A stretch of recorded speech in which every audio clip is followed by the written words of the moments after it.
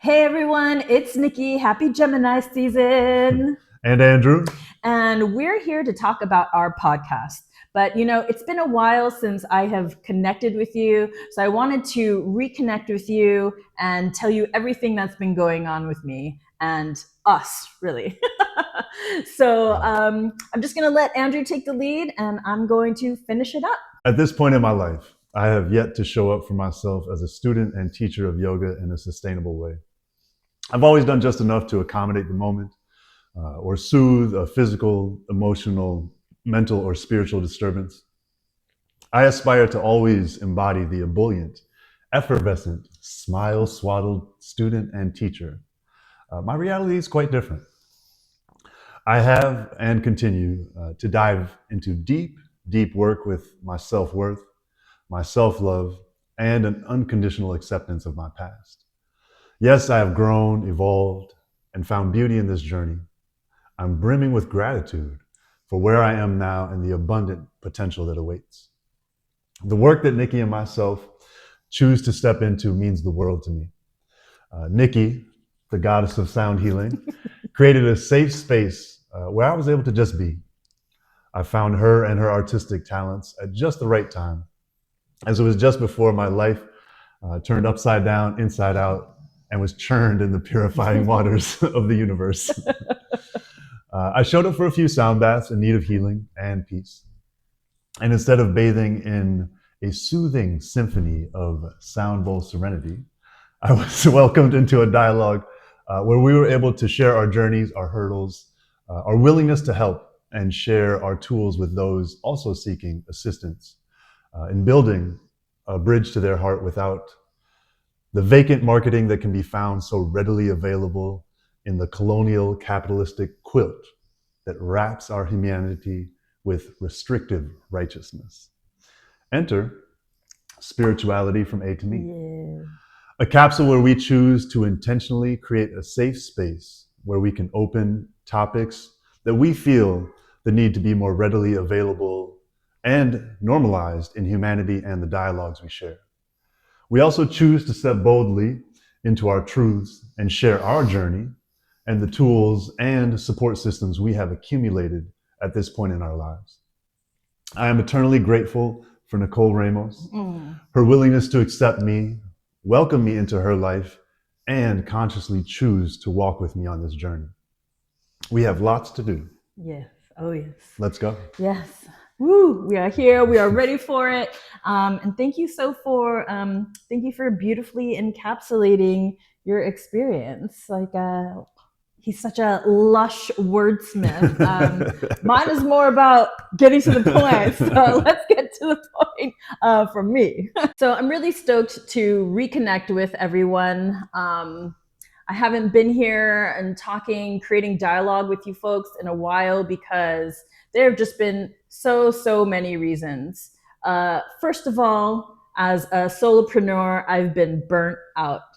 All of my work, our work, is committed to the spiritual evolution of our community and the world. And good goddess, does that feel like a lofty goal right now? But we remain as steadfast as we can. Secondly, I've been conflicted about posting on social media ever since this puppet regime confirmed that the Broligarchy are co-conspirators in running this corrupt, rotted, ethically thin, morally bankrupt, and spiritually bereft shadow government. Thirdly, I feel that social media in general lends to a lot of narcissism. And in the wellness world, a lot of soapbox narcissism, which I don't think wellness has any room for that. So we want to contribute meaningful, insightful content without reducing it to an infograph like it's just so easy, or a 1 minute, do this if you want to manifest that real tutorial. We're really trying to connect and show you our most authentic selves and show up for our community in a real way. Face it, social media is now employed to market ourselves, whether it's personal branding as an influencer or professional branding as a business. For me, the psychologically manipulative origins of marketing has always been an issue with me, and you see it everywhere, from supplements to spiritual retreats. And we just wanted to find a way to show up and be different from that. So our approach really matters to us because we don't want to scam anyone. We want to use this platform for good, and we want to represent ourselves authentically and be as real as possible, which brings us to this podcast, which has become a labor of love. We have put many hours into this. Now, I know we won't be everyone's cup of tea, but we're here to broadcast our message for the people who are seeking people like us and what we have to offer. It has taken a while for us to get here. We started back in February. But as usual and in divine timing, our debut will be the day before my birthday, so June 13th. And this is my birthday gift to all of you. So, without further ado, here is our podcast, Spirituality from A to Me. Thank you for being here with us. Cheers. Hey everyone, it's Nikki. And Andrew. And this is episode 1 of our podcast, Spirituality from A to Me. And we are going to cover everything spiritual, self-love, and I'm going to say radical self-care, because there's a lot of self-care people out there, and not that pampering isn't amazing, but radical self-care is more about doing the inner work, which I would, and I like to make this clarification because a lot of people are like, isn't self-care just going to the spa? It's like, no, sister, it's not. No, brother, it's not. Right. That would be the service level. Yeah, the service level of it, for sure. But what we're talking about when it comes to radical self-care is actually doing the inner work that, as we were saying, is a little bit grittier. A little darker, little texture, maybe sandpapery, perhaps. Perhaps, yeah. And so kind of getting into that. So looking under the rock, right, so to speak. Yeah. And yeah, we're just really excited to be here and really stoked that you're joining us.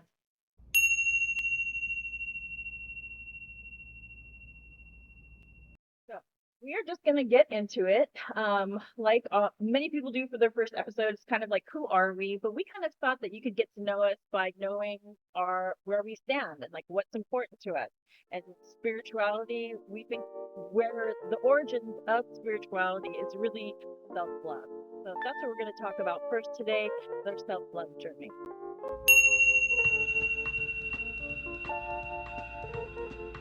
Oh, Andrew. Yeah.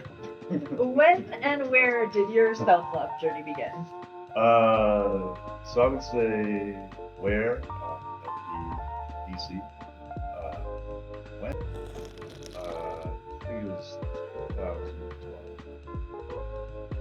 And Auspicious year for awakening. I know. Yeah. I know. I think about that. I do think about that from time to time, and I haven't necessarily done a deep dive in that, but yes, I am familiar with some of the 2012. Yes. So yeah, the last 6 months of that year, my dad, my grandma, my grandpa all died. Mm-hmm. It was very heavy. I was definitely on a very self-destructive path. Mm-hmm. I slept with multiple bottles next to my bed. Oh. Yeah, I remember specifically I had a bottle of Calvados, and then 2 bottles of cognac. Wow. Yeah. That's heavy. Yeah. I mean, that was the space that I was in, and then I always had just copious amounts of weed at the time. So I was in the cloud, or I was buried most of the time. Mm-hmm.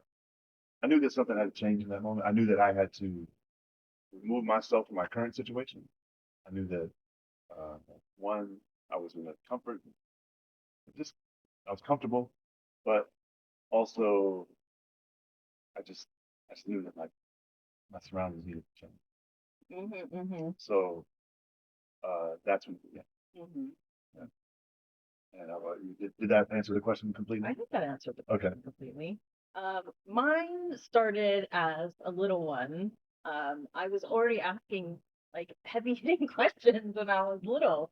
My parents did not know how to handle me. So, but they, my dad was Mexican and my mom was Chinese Protestant, which is interesting. But my dad was Mexican, so they tried to raise me Catholic and we'd go to church every Sunday. And I was bored and I was uninspired and it was dark and it was heavy. And I didn't like pontificating and wagging his finger at me, which I feel like happens a lot at just this church, yeah. But I had an auntie who was very devoted to her Catholicism, and she was on her deathbed, and people were kind of asking like where she was she afraid to die, basically, Right. like they were answering those questions. And I think I was 6 or 7 at the time. And she was like, why would I be afraid? Like, I'm about to enter the kingdom of heaven with God. And she just had this like full elation and bliss. Like, I was like, oh, I was like, she's going now. She was like, Wow. what? Me? I was like, wow, what devotion. And I was like, I do not feel that way about this religion at all. And and so my sister was a hardcore feminist at the time, and I just kind of lent me to being a hardcore feminist at the time, and I still am to this day. But when they were always talking about he and this great father, this Zeus-like figure in the sky, the first thought I had was like, if God even does exist, she's at least half female, right? And then like thinking of, a potential like hermaphroditic situation just kind of got me into like Okay. thinking that God was energy instead of like a a humanoid figure that has a gender. I was about to say gendoid, but gender. And I think gendoid is. I feel like that's honestly, I feel like that's gonna be a thing. Yeah, Gotta be a thing. I said it here first.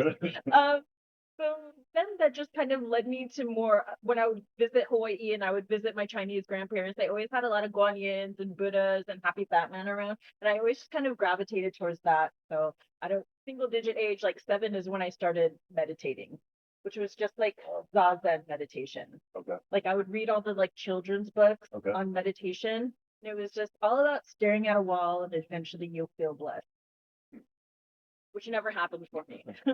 But I would say that my self-care journey, my self-love journey started then because I was listening to myself, making my own choices as far as like spirituality and like my soul go at a young age. And it led me to my path now, which is, I think, very spiritual.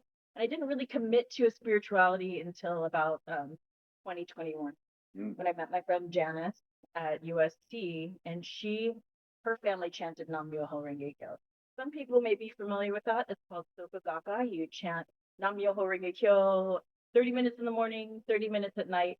And that was the first time I've ever dedicated myself to a practice, which I still practice to this day. And I think that, yeah, it's amazing. Yeah.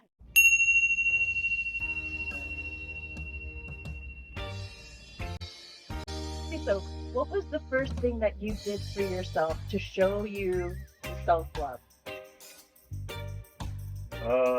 Like you're in DC, you're in a bad place, you got out of it. I almost kind of think that was the first thing you did. Probably.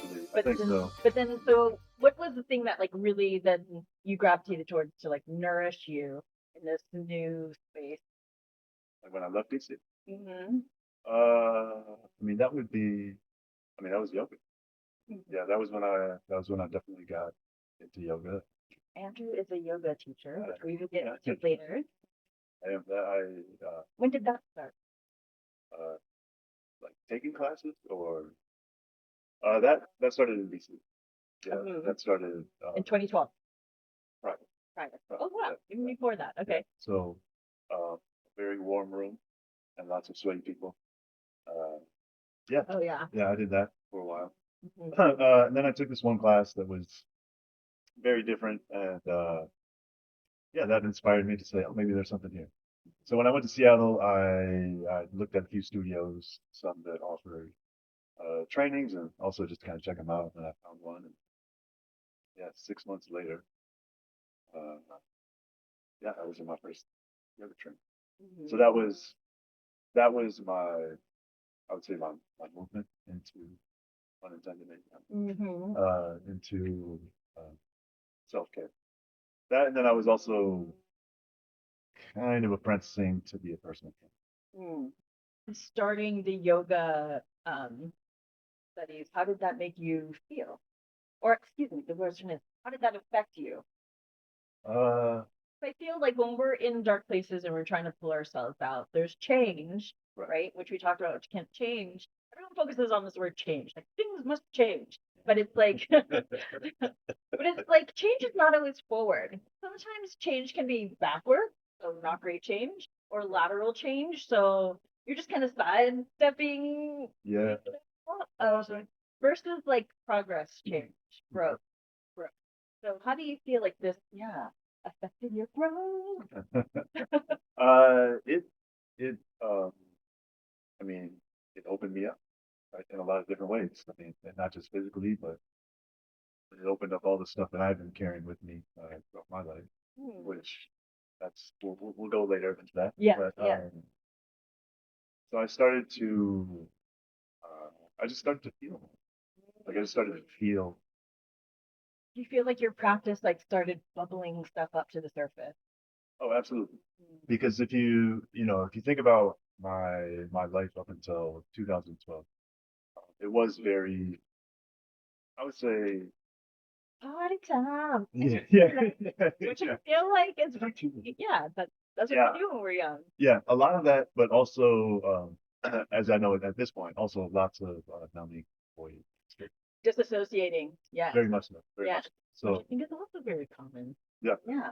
so once, so I began to open myself up, but I also started to be present with myself for the first time, and so that's when things started to come up. Uh, and yeah, I wasn't sure um, how to operate, how to deal, how to engage, how to you know address these new feelings. So it's like we've opened Pandora's box. Now what the F do we do? Right, right, Yeah. yeah, Yeah. yeah. So maybe feeling like a little bit lost when things started opening up, or like this is how it affected you, right, right? right, You right, feel right. like you opened up Pandora's box, but how did that make you feel? Because this is the thing that I think is so scary about. This is the exact thing that I think most people are scared about taking a spiritual journey is this moment where things come up and you feel like you don't have the resources, the tools, the people to support you Right, on this journey. right. Hmm. So how did it make you feel? Did you have anyone to support you through this journey? Oh, absolutely. I was when I moved to Seattle, I moved in with my mom, and so I was staying with her. She was extremely supportive, so supportive. I mean, like she opened up her home. That's that's supportive. Yeah, definitely. Yeah. Uh, Auntie gets number one place yeah, yeah, yeah, yeah, for sure, on for the sure. speed Absolutely. dial. She does, most definitely. Back to that moment where you were feeling kind of overwhelmed by everything that got picked up in the work, because I feel like that's what real work does. Like it kicks that dust, that Right. dirt that maybe has been collecting on the stuff that we haven't addressed. So I do remember what I'm learning all these great tools, like all these ways to better myself, my body, mind, spirit, my heart, practice, people that I love. Yeah, everything. Yeah. And getting all this great information, all these great tools. And instead of applying those and using those for myself, uh, I definitely got on my soapbox. Yeah, no, I did. And So it's like I'm here. yeah, so Like a, right, and so this time my sister, she moved in with my aunt too, so now we're both there, and then my cousin came shortly after. oh, So we're all in my aunt's house. So that was like time to be like, right. Yeah, yeah, exactly, exactly. Yeah. I did this thing, I learned this thing, it's great. Everybody should do it. yeah. Everybody should do it. And that was I I started to say like, oh, you should do this, you should do this, instead of doing it myself, which is what I needed to do. Right. I was like, no, you all should do this. Right. You know. But no, which You should do this. I can wait. yeah, it was yeah. Yeah. So I learned a lot there. There's definitely some conversations that were had Yeah. about Andrew's silence. Yeah. Uh, but no, I learned in that moment that it's like, oh, I'm trying to make these people, my loved ones, do something that I haven't Very that. uh, Yeah. adopted and engage in a sustainable way in my life with my life. Sidebar combo. If you are going to ask people to do something, you need to be ready to do it yourself. If you are going to ask somebody something of themselves and you not return that, don't ask. Was I would say that was probably like my first step, and I feel that some of that was just avoidance. There's another form of avoidance. Mm-hmm. I'm like, hey, let me see you do this work. Let Mm-hmm. me see you do this work and see how that works out on you, and then I'll like I'll engage it, or I'll start to take my first steps forward. Um, but yeah, I do feel that it was a form of that as well. Mm-hmm. Yeah, and then I learned that I must do them myself, and so I stopped. I got off a soapbox. I donated it. I gave it away. Yeah. And yeah, and then so I started to truly focus in on myself, and a lot of that was uh, because of I had met my life coach. Very soon. Mm-hmm. So, what year did you meet your life coach? I would say Okay, 24. 2012, 2014. So, not too far after No, all that. no, yeah, um, yeah. Through him, Yeah. that was Yeah. Great. You know, when you're ready, the right people come along. it's true. Yes. Yeah, true. You're doing it ready. Yeah. Exactly. Exactly. What was your? The question is What was so? How did you feel? Like, how did it make you feel? Your my self love.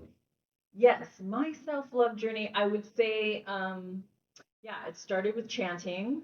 And Um, yes, like at we had 7. mentioned this before. Yeah, we had mentioned this That's before amazing. because I was having wild visions and thoughts of like wormholes, and time travel, Okay. like you know how people used to cut on film and Right. like just it being just seamless like that, like this is how God cuts up the timeline. If it happens. And I had the privilege of working with an uncle who he was when I was telling him that because I was doing Reiki on him. He's like, "Wow, your Reiki power is super strong." I was like, "Thanks for saying that," because I had no idea, But he has been experienced. He had his own holistic center back in the '80s. So I was just like, "Oh, feedback Right. from his elders, just so Right. cool. Oh, And so when I told him that I had visions and thoughts of wormholes and time travel when I was 6, he was like, "Oh, you're remembering." I feel like people who are, you start having which may feel like thoughts out of nowhere or whatever, but they're these big thoughts, it's a time of remembering, of a collective soul kind of remembering download that we got. And that resonated with me really deeply. But anyway, so I, when I was a kid, I didn't really get in touch with spirituality stuff until like I was a teenager when I was exposed to a world religions class. Because that's when I was introduced. I was like, I've had these ideas. Now I'm interested in it. And then I tried I tried Zazen meditation, which doesn't really work for me, and I feel like doesn't really work for a lot of people. It has its benefits. Okay. Like Not super familiar. I did have a Zazen. Zazen is just a Zen practice. Okay. So it's like Japanese taking Buddhism and stripping it down to the most barest, strictest bones. Okay. And you just sit there in silence. You don't even move. Your eyes are open. You have a focal point, and you just get into the breath work and being still. And it's great in a lot of places. Like I went to Chosenji back in Kalihi Valley, and before you do any of the activities there, Tai Chi, archery, ceramic, tea ceremony, you have to sit for 45 minutes. You don't get to have the fun and do the fun things unless you do Zazen for 45 minutes. And in that way, I did get in touch with it and I found the benefit of that, especially when you're in a world of like singing and running around all the time. And they just have this beautiful dojo back in Kalihi Valley where you can just hear the bamboo forest swaying. And I was like, I can get it. That's Yeah, zazen is like, a time to just like pour back into yourself and be still, Mhm. which I consider a very yin meditation, right? Being more receptive. The world is just pouring its nest into you, Mhm. versus chanting, which I would consider a very yang meditation. It's very much about manifesting, you know, but also while chanting, which is very good for your nervous system, right? Mhm. And just like, so I also feel very connected, but like instead of zazen, where I feel like nature and the universe is just pouring back into me, the chanting feels like you're co creating with the universe, you know? Chanting's been coming up for me a few different ways, It's and I'm not super familiar, so we're gonna have to talk about it. powerful. Yes. We can do a little sesh, Yeah. but like it's so powerful. Okay. And when I've been in like other either like chanting groups or whatever, when we did the chanting and people, I would chant because you don't just do chanting like little Mickey Mouse voice. Like you gotta chant with your chest and with your gut. And if you like don't bring it, you're like and Janice, who introduced me to the practice, she's just this tiny little Japanese person. Okay. She swears she's 5 foot, but she is 4'11". And she has this really deep, raspy voice.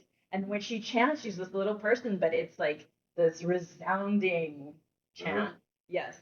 And I feel like if you've ever been around people who like Hawaiians who do Oli or other like Buddhist chant, it's like you're like, oh, you could like shake down the house, like you feel the windows start Right, shaking a right. little bit, and that's it. Yeah. Because it's like if you don't put your passion behind it, there's no point. Right, right. Ooh. Let's take that for a moment. You don't put your passion behind it. What's the point? I like that Yeah. one. Yeah. Yeah. I think that the way that it affected me was just like bringing joy and bringing connection. When I was chanting, like the first time I like felt something, which I feel like is what all the texts say, is that you'll feel just like this infinite bliss and infinite compassion. And chanting Nam Myoho Renge Kyo was the first time I felt that. And I called Janice. I was like, oh my God. Like I felt it. I felt that thing that everyone and I wasn't even looking, my focal point was like a crack in the cement, Oh, and okay. like I don't know, it was so fascinating. And that's when I decided to keep on doing it. And I think I owe a lot to chanting, but that's not even the vibe. Right. You just chant to like plug in and connect. Mhm. And I feel amazing. I haven't done it in a minute because I don't know. I think I've just been in this ever since he who shall not be named has been in the office. It's thrown me off my game a little bit, Yeah, So, but that's what these practices are for, and I Mhm. think that that's what's so important to emphasize with people. Is like in these times of unknowing and Mhm. confusion and intentional chaos, Right. you have to double down on your practices to Absolutely. just stay grounded. So my whole being has been like, girl, get back to chanting because Oh, okay. yeah, Yeah. I've just been trying to do all the busy work and my practice, it, sometimes it It's goes to calling. the side. Yeah, Yeah. it is calling and it goes to the wayside sometimes, which is like, that's the whole point of a practice, Right. right? And that happens though. That happens though. Yeah. Practice is ideally, right? They're robust. Yes. They're 2 hours. They happen. Consistent. They happen. You open your eyes. Boom. Yeah, Right? you're on your On the mat mat, or yeah. on your cushion in your space, wherever it is, and you're locked in At and you're there. 6 a.m. No. Then the sun comes up. Yeah. And then it's like, okay, now I'm done, right? Yeah, You know, yeah. Ideally, however, Ideally. as you mentioned, life happens, and that connection that we create with our practice, that I created with my practice, it gets broken sometimes. And I often sometimes get lost. I don't really know exactly how to re-engage or get back in. And so sometimes for me, it's just sitting on my mat, like not doing anything, like no movement, no meditation, no breathing, no pranayama, just sitting there and just like hang out here for a second. Yeah. But I back to something you said. You said you felt a connection and bliss. I believe the first time. What? So I do want to talk about that connection piece a little bit. What did that first connection for you? What did that feel like? Or what did that, can you elaborate? Yeah. I felt like this is like I feel like the spiritual path, and I don't know how you feel about it, but a lot of people I've met, it can be lonely. you know? Yes, Because it's like absolutely agree. you're not really following anyone's rules. You're like creating your own. And I was starting to do it in my 20s, and everyone was way too busy trying to party, and I was so over it. And so it was very my aloneness because I was in my 20s, and you're thinking if you'd be surrounded by a bunch of people at this time. But I was just like solo. I had been feeling alone for a long time.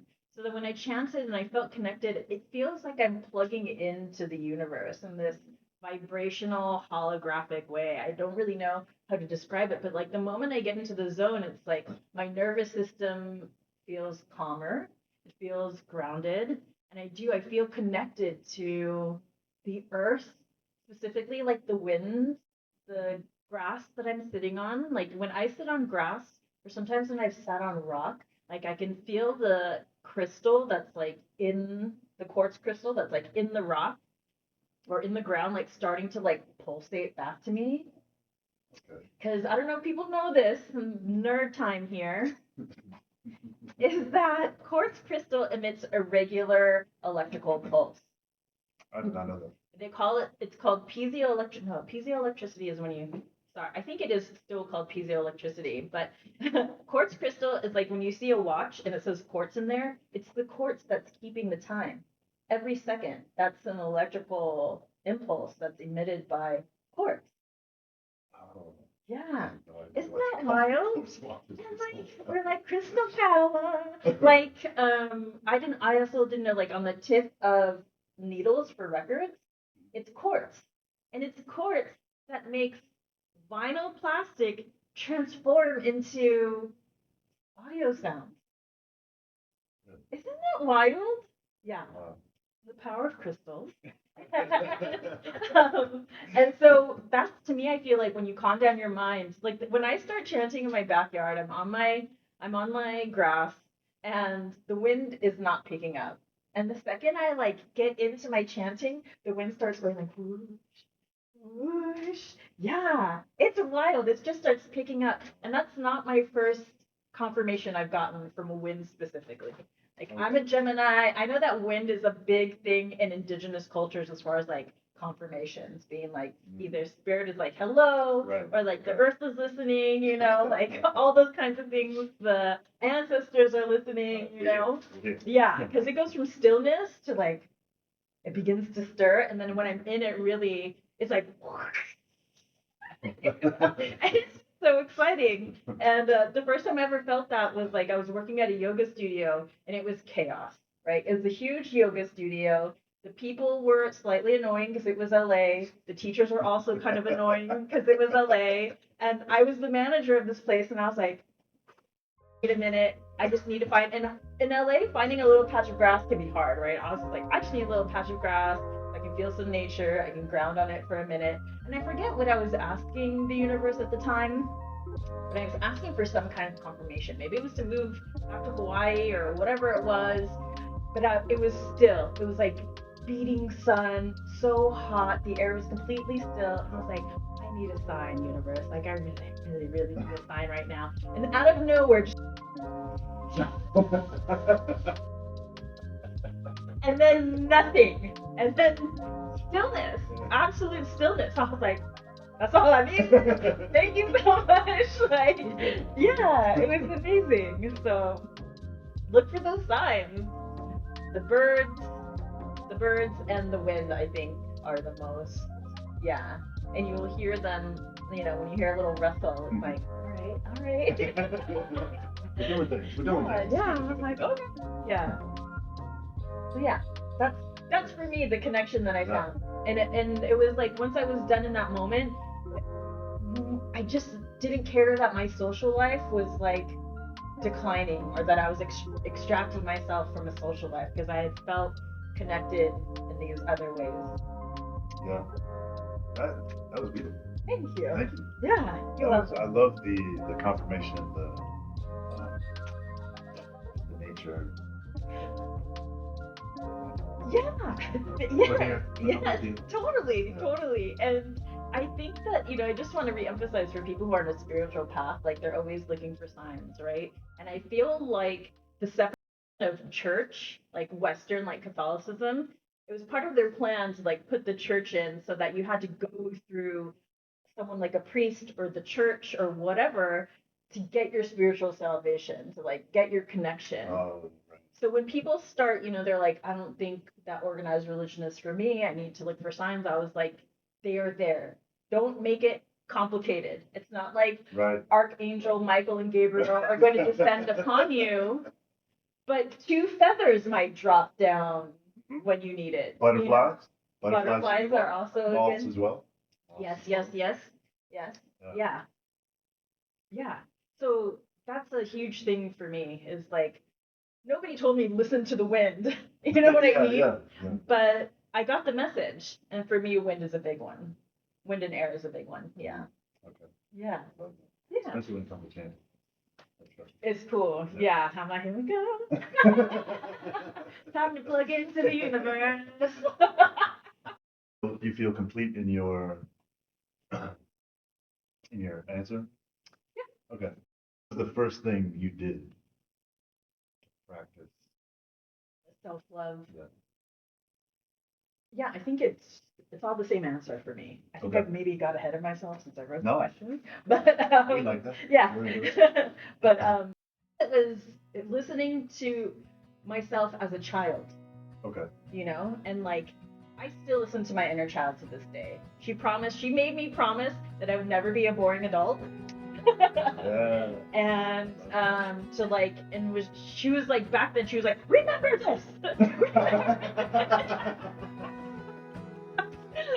So I still hear her pretty much to this day, and I think that was like something I gave to her back then, and like still now. Okay. It's like listening to my inner child was huge, and still listening to this day, and like listening to myself, because it was very lonely. I don't like if I went the path everyone else would be doing. I don't know. I'd probably be doing something like annoying in the fashion or entertainment industry in LA. Okay. If like I listened to what everybody else wanted me to do, and like those connections that are just really available when you're in a place like LA. I said no to all of that, and I got married, and then it led me into this office that I was getting treated for acupuncture, and I thought I was going to go to Chinese medicine, and then I was getting a divorce. Yeah, have your smoothie. And take a smoothie break. Be right back. Mentor's office. Oh, I think that was the other thing. Is like listening to myself, because I thought that I was going to go into Chinese medicine, but instead I went into homeopathy. Yeah. And that was like, there was like the little person version of me that was like listening to myself, and then the more grown version of me that decided to pursue holistic healing modalities. That was another way that I showed myself self-love, because everyone's like, what are you doing? You need to get your shit together, blah, blah, blah, blah. What even is homeopathy, what it was. And now everything I practice, everyone's like, what is this? And I'm like, well, let me tell you. Yeah, so I think like really listening to myself, even though I didn't know where it was going and nobody knew where it was going, and like just never looking back. I was like those people, those places, they didn't work for me, and like I was the only person floundering at the time. Like everyone I know was like getting creative jobs or whatever jobs and getting really well paid. Everyone's like, what are you doing? And yeah, I'm like, with tariffs going up on pharmaceuticals, homeopathy. That's what I'm doing. With the healthcare system collapsing around me, I'm doing homeopathy. Yeah. I think just like kind of following my heart and following spirit in that way. Because when I was in my mentor's office, that man had like a 3-month-long waiting list. And he was booked back to back to back all day long. Sales as homeopathic patient. And I was like, I want to do that. I was like, yeah. And I saw the most amazing healing miracles in that office. Really? Yeah. Like the proof was in the pudding. It was wild. Like kids who were on the spectrum, kids with addiction, people with like like super rare diseases that Western medicine just was like we got nothing after all this. Right. We've got nothing for you. Wow. So yeah, it was a very powerful place to be, and just honoring my inner voice and not going with the rest of the crowd. Yeah, I think that that's what I. Yeah. Okay. Thank Like you. that. Yeah, it was not easy for a while, and it was very lonely. I can imagine. Yeah, but I felt connected, and I was passionate about what I was doing. My friends were always like, "What is that Sanskrit you're reading?" And I was like, "I Right. could tell you, but I think I'm gonna lose your attention." Right. Wait, how much do you want to know? Yeah, What's your limit? yeah, yeah, Two very important questions. totally.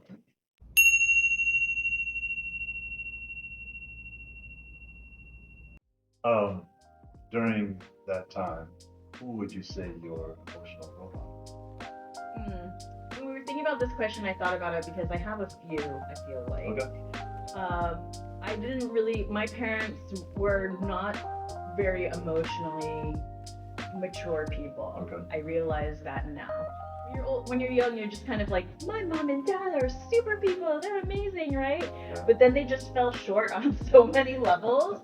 You know, we're all human, and I don't hate them for it. But like, it was hard to process emotions with people who couldn't talk to you about them. You know, and so when I was a teenager, and you know, when emotions really start kicking in, I feel like you're a teenager. Um, my best friend's parents were, I realized. My best friend's parents, they were best friends, you know, and they had this lasting love, and they talked about everything, the hard things, easy things. They had ugly fights sometimes. Like I heard this one, I just call her Auntie Z, right?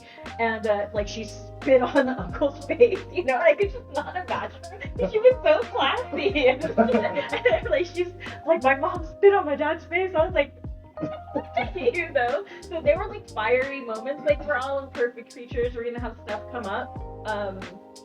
But I mean, those were my when I was a teenager, and I was like looking. I saw a therapist. She was like, you were looking to attach. You weren't attaching to your parents. You're looking to attach to other people, and it was definitely them. Like if I wasn't at my house, I was at one or the other's houses.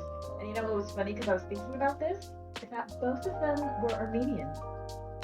Both of the parents, the sets of parents were Armenian. So Armenians, whatever you were doing in the home, well done. Shout out Armenians. Yeah. Yeah. And then when I started working, one of my mentors, Dr. Valentine, he became my other emotional role model. Okay. He was like a cowboy of a man, and space cowboy on top of that. He was like a space cowboy of a man. Women loved him, men wanted to be him. He looked like Clint Eastwood and Paul Newman smushed into one. And he was just always guiding me non-judgmentally. I could talk to him about anything. He loved, like, he would pause everything about work to talk about love, either his love life or my love life. It was like we go. He's like, "Hold on, Nikki, what's going on with your love life?" You know? That's what I was like. Oh, and it was not going very well back then. So he had a lot to say, but yeah, he was an emotional role model at that time, and then also, strangely enough, his dog. Yeah, which I think I shared before, but I think we'll share that next season. Okay. About this time that I dated this guy, I was taking Dr. Valentine's dogs home on the weekends, and I had this moment where I knew that I had to change, that I had to grow out of things because I wasn't attracting the people that I wanted to in my life. And I realized that it was because I was mean. You know, I was mean to dudes before I knew really what I was doing, and I think that that's probably a common thing with girls too, is that we're mean to dudes. Um, and yeah, we'll get into that another time. But these dogs, like they taught so much about um, softening myself in a time that's it's very hard as a modern woman to be soft because most of the men have failed you in your life. Most of us have experienced some kind of sexual assault, and we are all now having to make a living for ourselves. when we're told that everything is fair and even in the workplace. And, we could only have a bank account without a man like 50 years ago. Yeah. You know what I mean? And now this one's trying to take away like voters' rights for married women. You know what I mean? It's like we're still just struggling to come out and be honored as women. Pregnancy was considered a sickness. Like, I don't even know how long ago. Right? You're like, creating life is considered a sickness? Like, what? Yeah, so it's just a trip. And so a lot of my friends I know we kind of, we got that BDE going on, right? Instead of that BVE or BP, but me as well, I had softened a lot since, but like I had a best friend at the time and we're both like, we both have big old swinging BDE and we need to figure out how to, if we are gonna get like a soft man is not cute. You know what I mean? Like soft in some ways, don't get me wrong. Soft in some ways, but if you're just like, I guess when I say soft, the old school term is like no moral character, no integrity, right? But you're saying soft isn't like emotionally intelligent. Yes. Like yeah, emotionally intelligent, I guess that's the best way to say it. Because but for me it's I always maybe Would maybe tender? huh? Would tender be a better way? Yeah, maybe tender. Or maybe a different way? Tender, I think emotionally intelligent there's so many different versions I think of it that goes into like a composite of what a good soft man is. Right. Softer, maybe. Softer is more. Yeah, because we still need you functioning, and I feel like the old school version of it is like, you can't even function, you're so soft. Yeah. Brock can't even stand on both his feet, he's so soft. But yeah, I think that being a woman is softer, but that I feel like it comes naturally to all of us, like men and women and everyone in between. But the world doesn't allow us, and so we each kind of have to overcompensate or compensate in some way. And me as a woman who I was very hardened, by the world, and my mom would always like, stay soft, stay soft. I was like, you never had to make a living on your own. You got married at 21 or 23 and that was it, right? Like, you don't know what it's like out there, and it's rough. Like, it's rough, especially, yeah, for single women, it's really rough. Yeah. But you end up making stronger friendships. Like, that's my computer. Oh, okay. You end up making stronger friendships with like people that you're meant to be, and that's great. Like, and I've spent so much time doing things alone, and like my life is in such a great place now that I'm very cautious about spaces that I enter now. Yeah. How about you though? Emotional role models. Oof. Who are they? Who are they? Who are they is probably an easier question. Who were they? Who were they? Um, I mean, it was my parents, right? I mean, it was my parents to the extent that they could. And that was limited. Mm-hmm. There was a cap, there was a ceiling. Yeah, I was gonna say, was that a positive experience for you? Because I feel like mine still were mine, but for me it wasn't a positive experience. Right. They did not know how to work out conflict. They didn't know how to express the not so great things. In my household, it was very explosive. Yep. And then silence. Yep. And then sweeping under the rug. Yep. And then waiting for it to become explosive again. Yeah. No, it was an eruption, and then what you said, silence. Yeah. Yeah, eruption, silence, brushing it under the rug. Yep. Like, you guys okay now? Yeah, I mean, the only time that I got like a real conversation about life was when my stepdad caught me like about to have sex. Really? Yeah. Wow. Yeah. That's a trip. Yeah. That wasn't even my blood, right? Oh, yeah. But yeah, he was more of a parent to me than my mom and my dad. Because Mm. we actually had a conversation about that, whereas Yeah. that didn't exist with my dad and my mom. Yeah. So yeah, parents, um, not in a positive way. Yeah. So Um, wait, stepfather though, in a positive way? very much so, yeah, Oh, yeah. okay. So my dad remarried, so I also had a stepmom too.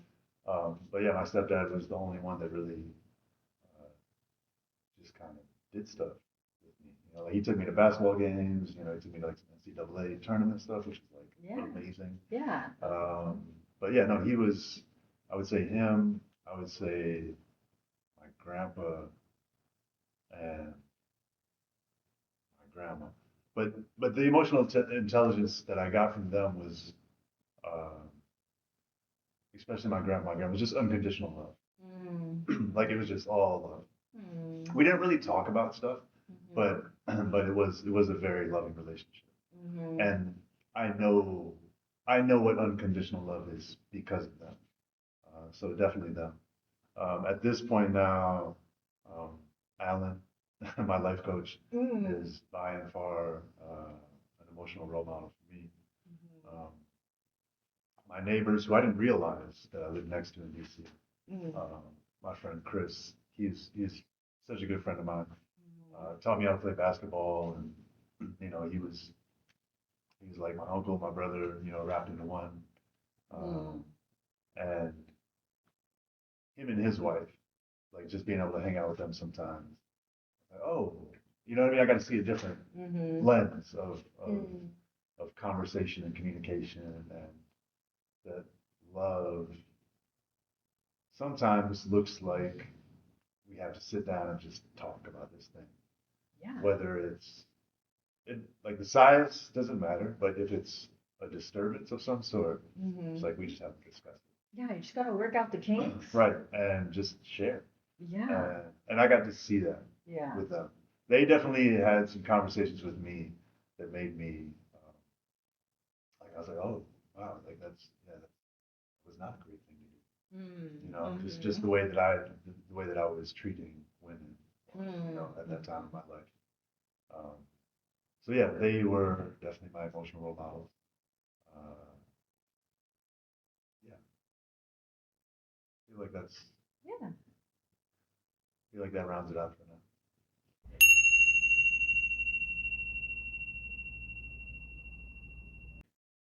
So, wrapping things up, pearl of wisdom. What would be the takeaway from this conversation that you would give to people who are starting their self-love journey? I would say listen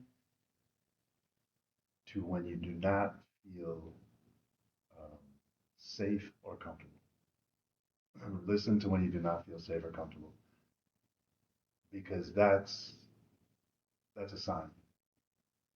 That's a sign. Um, I think that's what I'm saying. Yeah, that is your nervous system telling you that that is not the place, Yeah. person, thing for you. Yeah. There was something that somebody, I can't remember where I saw this, but it was like your brain is designed to keep you safe, not happy. So, yeah. Yeah. um, for me, I think that my pearl of wisdom would be to it's hard because we kind of live in a world of disassociation and cognitive dissonance on top of that. And I feel like cognitive dissonance is one of the first things that we're told. Right. It's like if you don't do things that align with you, it's gonna make you crazy. But it's like that's what the business world Yeah. is Yeah. capitalism is built on doing things that don't align with you personally, which is why they developed that saying it's just business, which is supposed to somehow make you just feel okay about it, right? Yeah. Or like business isn't personal, and you're like, it is extremely personal. Yeah. Like where do people like, oh, okay. Yeah. Like where do people just All of a like sudden you're not accept the that? person, Yeah, it's not like personal. okay, does it affects my family, it affects my livelihood, it affects my daily life, it's not personal. But going back for me, I feel like the pearl of wisdom from this Mhm. is to listen to your inner self. Like, even though there's a lot of disassociation going on, even though there's a lot of cognitive dissonance going on, create a time, even if it's just 5 minutes out of your day, to connect with how you really feel about things. Listen to yourself. Like you were saying, you're listening to your body when you're Mhm. scared, nervous, anxious. That stuff is not for you. Um, and so I would say be bold, do what's best for you. It may be isolating, it may be lonely, but you will be on a faster track of more like more sustainable happiness, more sustainable purpose, more sustainable joy. Um, and the right people will come along eventually, you know? They will. Yeah. Case in point. Right. I'm going to just say this because I think it's important because for me, as like a brown indigenous woman, I always thought I'd be doing a podcast with another brown indigenous woman. But for some reason, every brown indigenous woman didn't come through. And he's always been a really great supporter of mine on many levels. And then it just eventually evolved into us talking and then now doing this. So Yeah. what I love about it is that it was just really natural and I'm stoked on that. Like I'm stoked that it's you, Yeah. It's like, yay.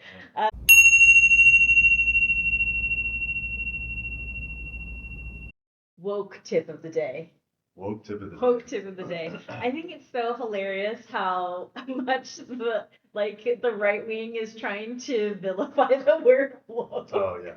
Like it's the worst thing ever. And I thought that the word was dumb until they gave so much power to it. So now I'm all about let's be woke AF and like in their face about it as much as possible. Yeah. So what's your woke tip of the day? My woke tip of the day would be to feel what love means to you. I would say that. Just feel what it means to you because it will mean something different um, depending on where you are, how you feel, what's going on. So yeah. Can I add something on to Please, that? please. I feel like it's also like feel into it, and if you can put words to it, do that. I like that. Yeah, because there's been some times where I've been like helping friends, you know, find a partner or whatever, and I'm like, what do you want? Like, if you had to tell somebody what you want, what would it be? Right. Like, what is your definition of love? And a lot of people just don't even know. Right. Yeah. Foundational stuff. Yeah. Yeah. And that's the other thing that's good about defining it is because I think everyone does define it differently. Mm-hmm. So you have to find the places where you can meet. I think I have another one. Yeah, okay. Go ahead. Second woke tip of the day, Commander. Find out your love language. Okay, yeah. Take the love language test. Yeah. You know what, if I may say about the love language thing though, is that I feel like maybe everything that we do can be put into those categories, but the physical touch one was a big deal for me because I feel like women don't want men to touch them until they've done the other thing. Which is why for me, I feel like it came on the fourth of the test for me. And then gifts came after that, right? But it was like, for me, I felt like as far as the genders go, it doesn't take that into account. At least for me, a lot of the women that I know, and I can speak for myself, it's like, I'm not letting you touch me until you've done the other thing. Right, but so it doesn't always have to be a touch like that, right? It could be like a massage. No, massages. Well, no. Not, unless they're from like a really burly. Right. So no. I'm not saying from like a potential partner. I'm just saying from like just like a masseuse. You know what I mean? Like just getting that physical touch. So because that's the safe space, right? Because they know what they're for. Therefore, you know what you're there for. I had a really weird massage one time, but those happen. Those happen, and I don't know. Yeah, I don't know. Understand. I was in a foreign country and it was really weird, but anyway. I've recovered from it since, but yeah. But no. I'm just saying that like as another form of physical touch. Yeah, I see. You know what I I mean? see. Okay. Yeah, and that one I think it was just very romantic the way I answered it. Like, we're thinking about, yeah. But no, that's true. Yeah. Like if it is, Yeah, that was yes, one thing. I was just like, if it yeah, has to do with like my partner, like, right, yeah, I don't right, want nobody touching me until like I trust right, them. yeah, no, very. Yeah, Uh, period. Um, so my woke tip of the day. Oh gosh. I know my woke tip of the day now. I just started with this Hawaiian, this like Kanaka time bank app where you can trade goods or services, but it takes money out of the equation. So it's like a bartering system. It's called Exchange Ave. They have an app. They have an Instagram page, and it's Kanaka developed and owned. And the guy who owns it, he's from Kaimuki or Kaimuki. And yeah, I would say get on there. I feel like we need to start developing our communities like this, where we're willing to trade important goods, important services, and relying on each other versus relying on big government. And they're dividing it in divisions like the old Hawaiian system, like the Apua'as. So it's kind of like in this Apua'a, it's like if you take the Hawaiian Islands and cut them like a pie. Oh, So from okay. like the mountains to the oceans, Mm. and going along with how ancient Kanaka people used to live. Yeah, Okay. kind of getting back to that. So I would say check that out. Exchange Ave. Yeah, I like that. yeah, I'm checking that out. yeah.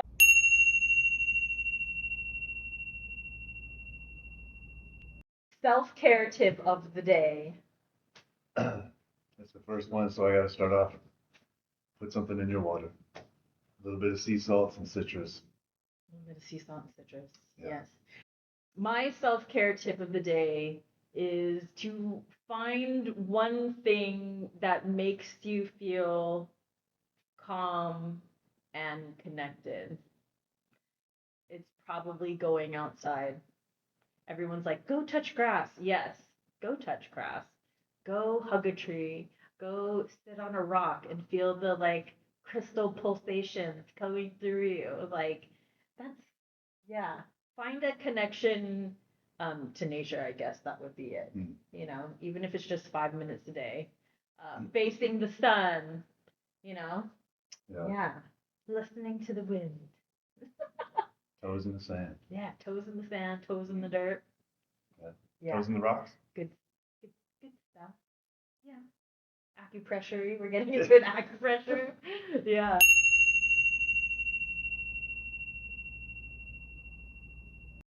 Visions of mean.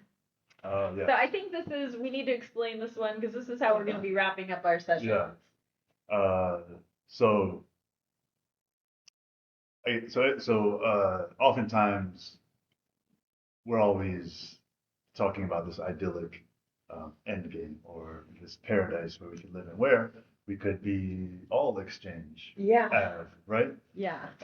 That's always discussed, or a non-racist society. I mean, right? people call them utopian, but I think it's possible. Right, right. Yeah. So that's the end. But how do we get there? So visions of means, right?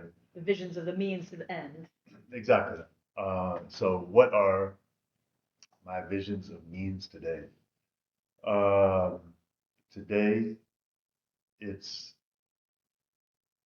I would say, just to create a connection. Our time here with each other and sharing with you is to help create a connection, um, not only with us, but with our journey, with our lessons, with the things that we've learned along the way, but also to help create a connection with whoever tunes in, because uh, community is necessary, connection is very important, and I believe that it's needed now more than ever. that.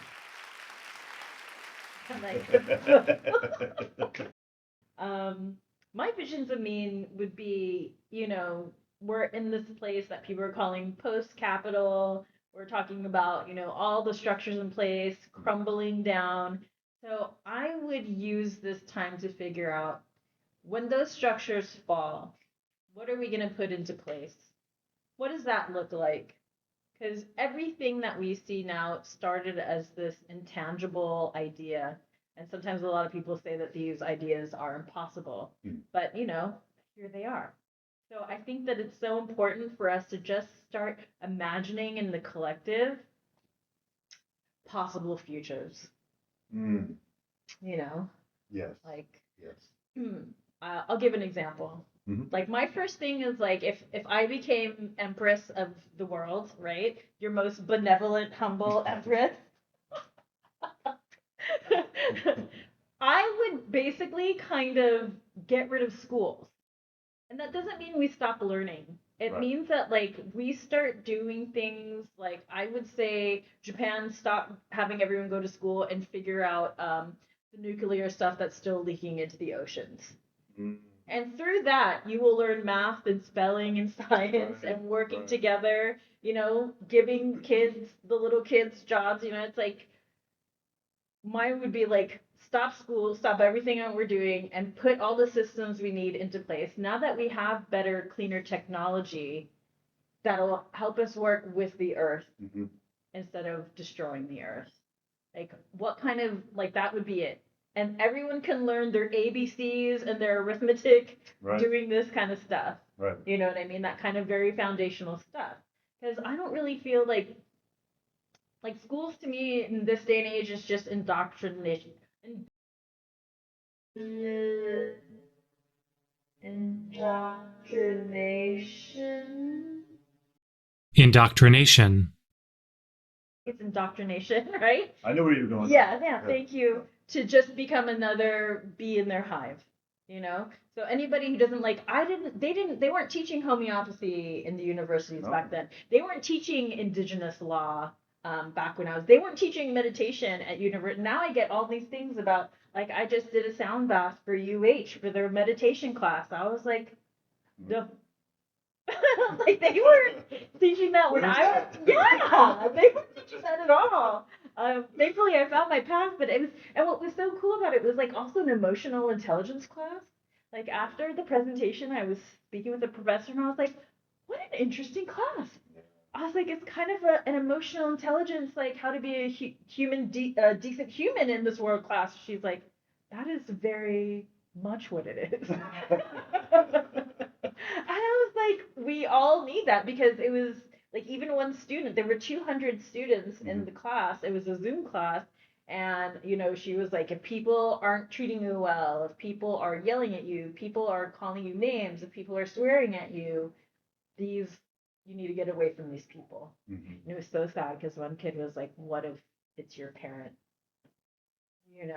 Oh. And she was like, man, they asked some hard questions sometimes. I was like, yeah, sis, that was a hard question.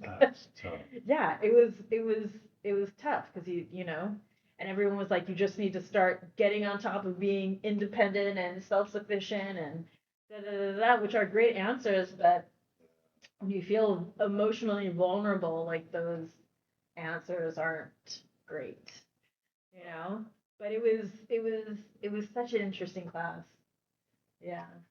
Yeah, and like just going back to like sometimes our parents aren't the best emotional role models, That was case in point. Like, it's true. I think before we close everything out, I've always wanted to do James Lipton's questions in the end of Actor Studio. So just for a bit of fun, here come the questions. We begin our classroom with the questionnaire that was invented by my great hero, Bernard Pivot. And it begins with this question. What is your favorite word? Effervescent. That's a good one. Yeah. That was it applies to a lot of different things. Yeah. Anything else about that being your favorite word? I mean, it's lively, it's bubbly, it's I always revel the moment somebody asks me how I'm doing, and I can say effervescent. You know, because it's not every day. It's not It every is day. not every day. No, not at Yeah. all. But yeah, there are You times feeling when effervescent now? yeah. Oh yeah, no, and I love to be able to say that. You know, Yeah. and I love to be able to experience people when they're in their effervescence. Yes, effervescence is good. You just yeah. want to be around. Yeah. It's magnetic, the I agree. effervescence. Love it. Yeah, totally. Yeah, I love it. Okay, we'll do back. My favorite word is mellifluous. God, I think case in point. such a great one. Yeah, Such a great like honey.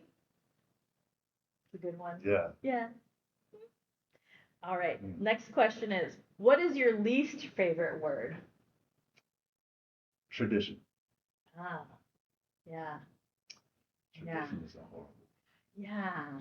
It's a hung up word. Yeah. A lot of hang ups. Yeah, I read a quote that said tradition is peer pressure from dead people.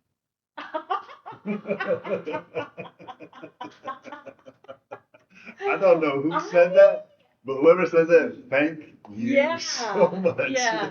Yeah. That's such a beautiful. But I also think, like, not to throw the baby out with the bathwater. No, right. Because No. there were some good traditions, but I think it's always just good to have a critical mind. Yes. You know, yes. because you're like, that tradition sucks. Yeah, no, You know, there are say some that. beautiful traditions. Yeah, Yeah. no, I say it when it comes to just things that are archaic and they don't serve us anymore. That's what I mean by that. Not the beautiful, you know, the lay giving, you know, the hugs, you know. But maybe the yeah. I'm just gonna keep it there. Yeah, I was.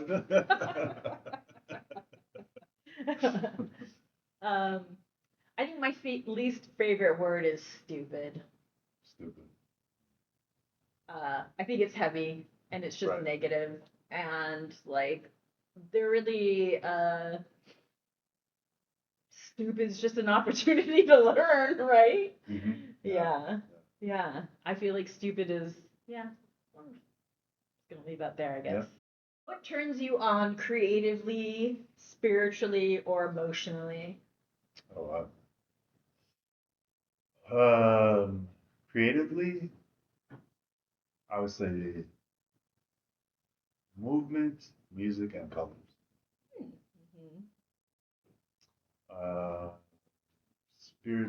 Spiritually, I would say inclusivity, receptivity,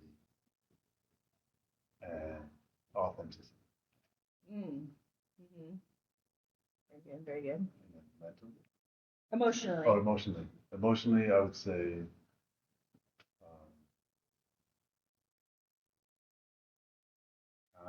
kindness,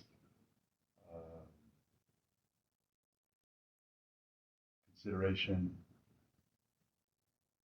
and connection. Very good. Yeah. I'm just gonna say something nice and easy across the board, creatively, spiritually, emotionally. What turns me on? Humor, laughter. Yeah. Yeah. I think it's like the caboose of. I feel like it's the caboose of you know all the things. Right. It's true. It's true. Yeah. Yeah. No, if you can laugh, if you can like laugh. Yeah, in all the ways, you know? Right. And they also say that the best way to learn is to make shit funny. Excuse me, make things funny. That is how people learn the best. It is. Yeah? So it's like laughter overall for so many reasons. It's healthy for you. You learn better, and it's just keeps you in an effervescent state. I feel like. What turns you off? Rudeness. Rude. Yeah. Disrespect. Condescending. Yeah. Behavior. Yeah. Yeah. Yeah. For me, my biggest turnoff would be cruelty. Mm-hmm. Yeah, being cruel, which probably encompasses everything he just said as well. Yeah. What is your favorite curse word? So I think it's my friends. I think my friend gave it to me. Oh yeah? Yeah, fuck knuckle. It's got a good rhythm to it, it's got a good sound to it. And some days I might be the fuck up. You know what I mean? But yeah, sometimes you encounter a lot of fuck knuckles. It's just part of the deal. It is part of the deal. Yeah. Yeah, now that we're still in this 3D-ness happening right now. My favorite curse word is ass. I feel like it's yeah. I feel like it's multi-purpose, big ass, means a big ass and just huge, Right. What sound or noise do you love? Oh. Um, hmm. The sound of waves. The water. Waves. The water. That's a good one. Yeah. Um, I think for me, and I'm not a mother, but I love baby coos. Mm. Oh, Yeah. There's something about baby coos. it just melts everything. Yeah, you're just like, oh. yeah, like heavenly. Oh. Yeah. Yeah. No, it is. Yeah, there's something about baby coos. And they can't be recorded. It's not like a recording of a baby coo does the thing. It has to be Right. IRL baby coos. Yeah, definitely. Yeah. Yeah. Within earshot. Yeah. For sure. What sound or noise do you hate?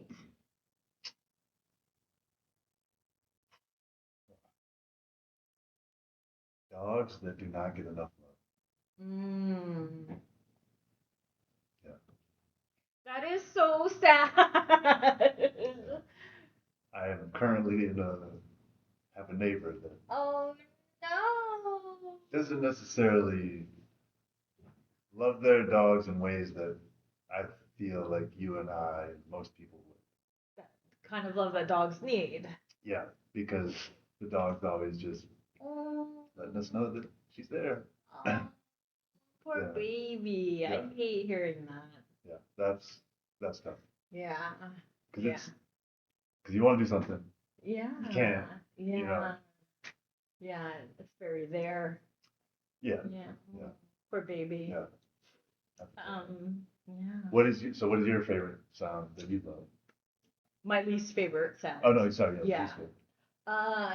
Like sounds of industry, jackhammers, jackhammers, freeways, like big industrial fans. Right. Yeah, sounds of industry. That's what I call it. That feels like it should be a title. Yeah. Gendoid and the Gendoid. sounds of industry coming to you. What profession other than your own would you like to attempt? Ooh. Dancer. It is so funny. I feel the same. Like if I could just, dance. Yeah, same. I would be a dancer. Yeah.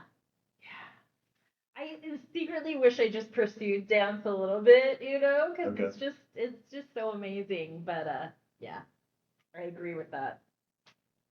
Right there with. What profession would you not like to do? Oh, anything in the government, I think. I think that would just be horrible. Yeah, anything in the government and anything where I'm confined to some sort of square desk room, something like that. I mean, right, we're always in some room, shape or form, but just cubicle formation. Yeah. With like buzzing fluorescent lights and. No, you're right. Yeah. What profession would I not? Shout out to y'all who do it, but anything to do with I don't know, going subterranean, septic. Oh. Things. Oh. Yeah. Yeah. So good. Yeah. But God has blessed the people who do that. I think it takes a person of a certain temperament, and sanitation is a huge thing. So, thank you for that. Right. It's the mark of a civilized society. So. Yeah, and it's a hard job to do. So, I still offer much gratitude to the people who do that. But I think that that would be a very challenging job. Yep.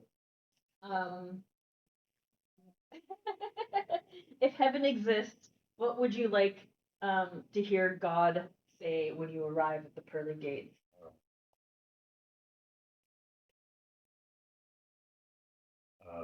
The basketball court's right by the watermelon field.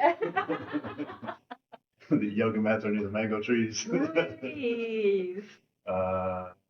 Watch out for the water slides when you make your way to the beach. Yes, I like that. Yeah. Self-care playground. Yeah. Yeah.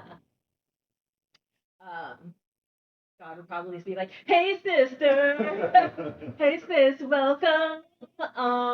Yeah, something along the lines of that. But I would love to have like mini food everywhere, like really mini healthy food, to just like I could just grab off of. A cloud. Yeah, like ding ding ding ding ding ding ding. Oh, the Willy Wonka vibe? Yeah. Oh, I'm so down. You have no idea how much I love Willy Wonka. Yes. But go ahead, yeah. I love Oh, my Willy God. Wonka too. That was growing up. We didn't have any Nintendo or cable or anything, but we could have watched 3 movies. And the Okay. OG Willy Wonka was one of them. No. There's only one Willy Wonka. Yeah. I'm sorry. I agree. Agree. Gene There's Wilder. another movie, Yeah. but there's only one Willy Wonka. Very that. Gene Wilder. Yeah, he's Forever. When I saw Gene Wilder in another acting role, I felt betrayed. I was like, "What is Willy Wonka doing? What is he doing?" That's like, funny. I didn't understand that actors have different roles. Okay. I was like, "No, that's Willy Wonka. Right. Like, what is he doing in this?" Yeah. Yeah. Don't The you lie to betrayal. me, Willy. Yeah. I was like, "What are you doing outside of the chocolate factory?" Right. What about your chocolate? Yeah. But thankfully, he was always like a nice, funny guy in all his roles. He was never like mean, so I was never disappointed. Right. Hi. Come on in. So that is our first episode of Spirituality from A to Me. Thank you so much for joining us. I hope you had some laughter. I hope you felt you had some insights, and we'll be launching these as often as we can. Which is something we'll figure out. Yeah, we're still still working on that. Do you have anything else? No, thank you. It's been a pleasure, and thank you to be able to share space and talk everything about you. Thank you. I feel it's very important to discuss these things and just start the conversation. Yeah. When it comes down to it. So, mahalo.